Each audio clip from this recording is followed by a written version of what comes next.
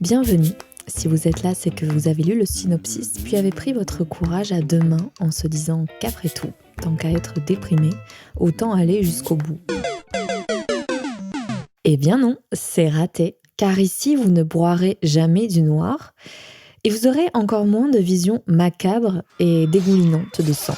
Oui, nous allons parler de la mort, mais pour aussi et surtout parler de la vie, car vie et mort ne va pas l'un sans l'autre. La valeur de la vie n'existant qu'à travers sa finitude. Seuls doivent demeurer les trajets nécessaires. C'est durant le confinement, ce moment d'introspection forcée, que cette idée de podcast a germé. Nous sommes en guerre. D'un coup, la mort devenait un fait réel et super médiatisé en France, un pays épargné par la guerre ou par la famine, où l'espérance de vie moyenne est l'une des plus élevées des pays de l'Union européenne. On vit en moyenne jusqu'à l'âge de 85 ans quand on est une femme, les hommes un peu moins, mais on verra que la durée ne prévaut pas sur la qualité d'une courte vie. Soudain, nous étions devenus vulnérables face à la mort, au point de nous enfermer chez nous.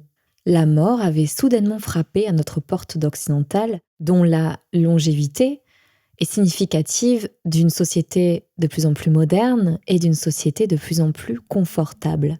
C'est à ce moment-là aussi que j'ai redécouvert à quel point en France, le thème de la mort est quelque chose de tabou, dont on parle à demi-mot, dont on parle avec des chiffres, dont on a profondément peur, dont on parle presque en chuchotant, alors que c'est une fin inéluctable de notre existence terrestre.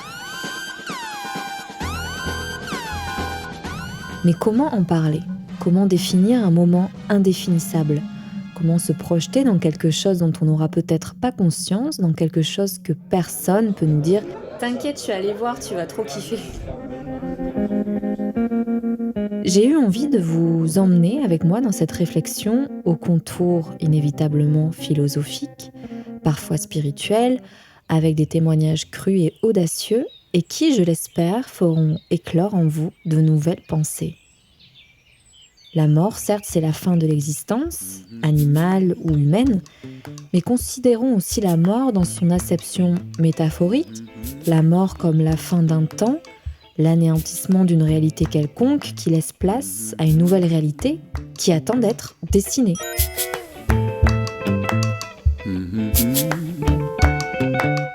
J'ai pensé à Fleur de Cactus comme nom pour le podcast. Ça fait référence au désert, ce milieu naturel souvent associé à la mort.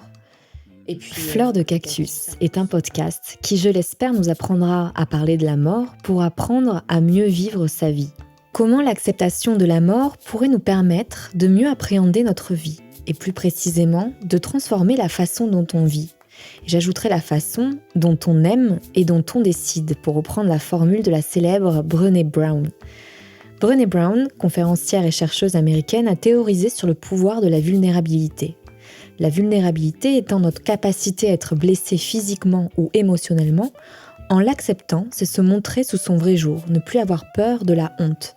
Car selon elle, c'est la peur de la honte qui nous pousse à chercher sans cesse l'approbation de l'autre, afin de ne pas être rejeté du groupe, de son ami, de son patron. Ainsi, nous nous coupons de ce que nous sommes vraiment, nous nous empêchons d'oser, d'être créatives. Se montrer vulnérable devient impensable. Être vulnérable, c'est dire « je t'aime la première », c'est pardonner, c'est s'éloigner du groupe quand il est nécessaire, c'est en fait faire preuve de courage.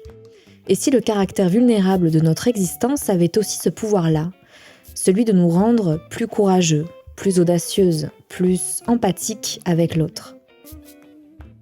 Au moment de la mort, c'est à ce moment-là que l'on prend acte de toutes les choses que l'on n'a jamais pu faire, des regrets, des non-dits.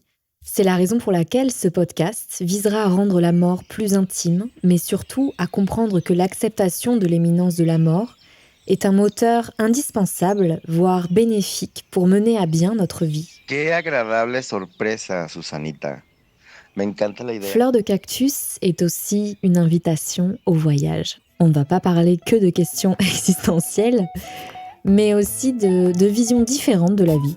Car j'ai beaucoup voyagé, notamment au Népal et au Mexique, 2 pays qui m'ont énormément appris sur la vie et aussi sur la mort.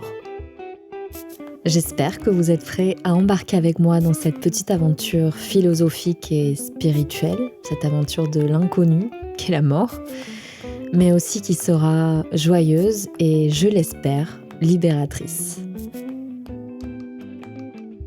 La magnifique musique de Fleur de Cactus a été composée par Frédéric Bouchin.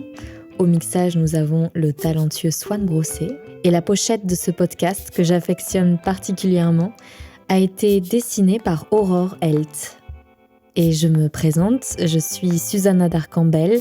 J'ai réalisé et monté tous les épisodes de ce podcast qui, je l'espère, vous plaira. Laissez-moi un commentaire, notez le podcast sur Apple Podcasts, cela me fera extrêmement plaisir, car c'est le seul moyen que j'ai pour savoir si mon propos vous parle et fait écho en vous. Envoyez-moi vos plus belles étoiles et je me lance.